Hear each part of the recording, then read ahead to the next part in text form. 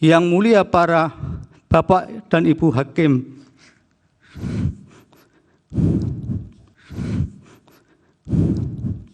Hakim, mentalmu itu mental penjilat tahu, termasuk Soehartoyo.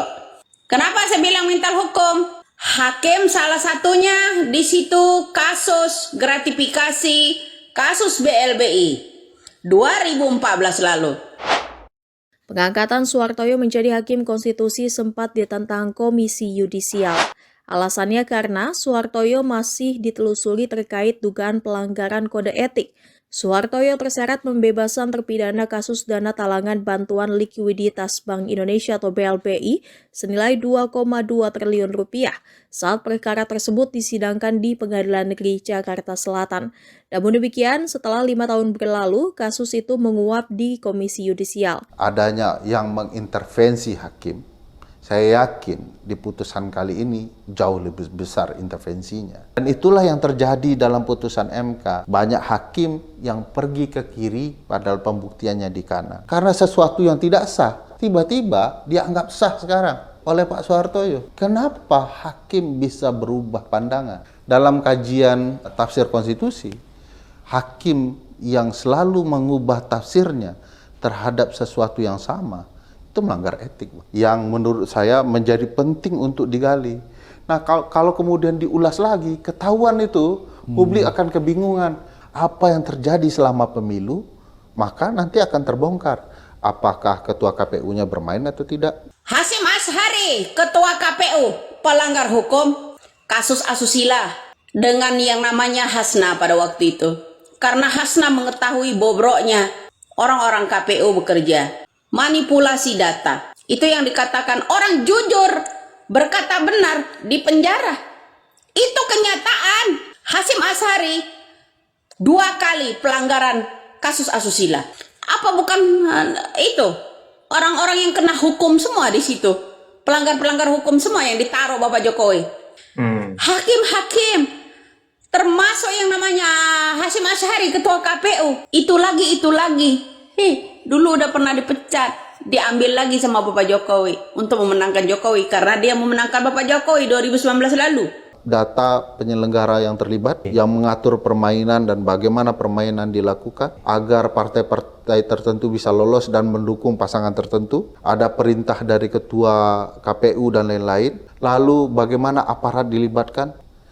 Biasanya orang yang mengintervensi, kalau dia sudah yakin intervensinya duduk main begitu ya, mengikat orang lain, dia akan meninggalkan gelanggang, dia akan lihat dari jauh. Nah, kebetulan di hari itu Pak Presiden tidak ada di Jakarta, dia ke Makassar.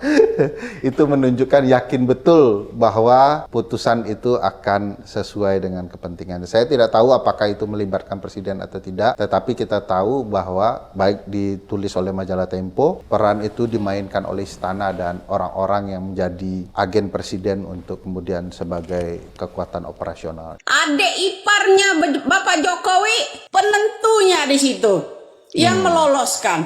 Hakim yang lain tidak meloloskan. Ada beberapa hakim yang meloloskan di situ, termasuk Soehartoyo. Ya.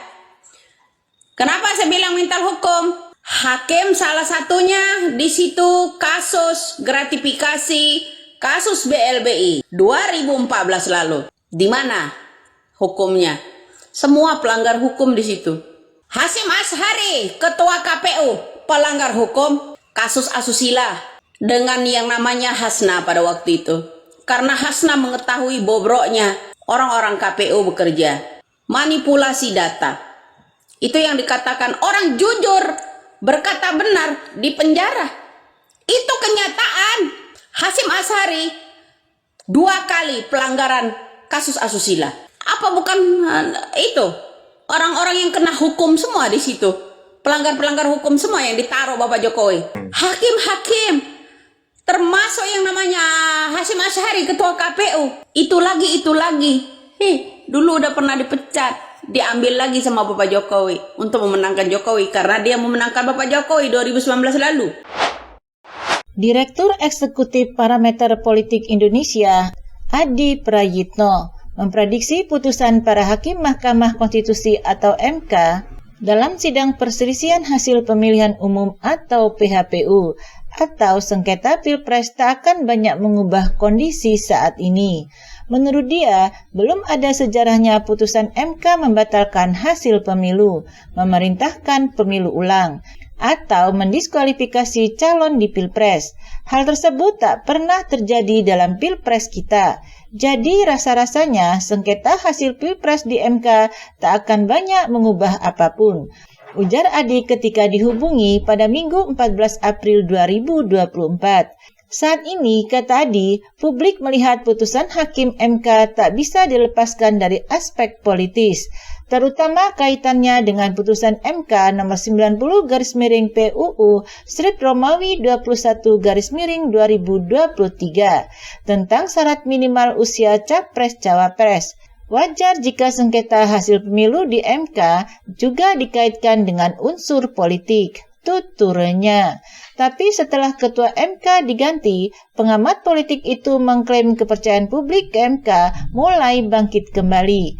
Banyak putusan MK yang diapresiasi publik, misalnya soal ambang batas parlemen yang diturunkan, termasuk penghapusan pasal karet terkait pencemaran nama baik, ucapnya. Karena itu, publik berharap putusan yang dikeluarkan MK terkait sengketa hasil Pilpres 2024 harus objektif dan memenuhi rasa keadilan hukum. Kuncinya objektif dan integritas demi menyelamatkan demokrasi, kata dia. Diketahui, Mahkamah Konstitusi telah menyelesaikan sidang pemeriksaan dalam perkara PHPU atau sengketa Pilpres 2024 pada Jumat 5 April 2024. Sebelum membacakan putusannya pada Senin 22 April nanti, MK akan menggelar rapat permusyawaratan hakim atau RPH pada Selasa 16 April 2024. Sementara itu, saat ini para hakim konstitusi tengah melakukan pendalaman secara menyeluruh terhadap hasil persidangan yang telah digelar sejak 27 Maret hingga 5 April itu. Pada sidang PHPU terakhir, MK menghadirkan 4 Menteri Kabinet Presiden Jokowi sebagai saksi terkait tuduhan politisasi bantuan sosial dalam perselisihan Pilpres 2024.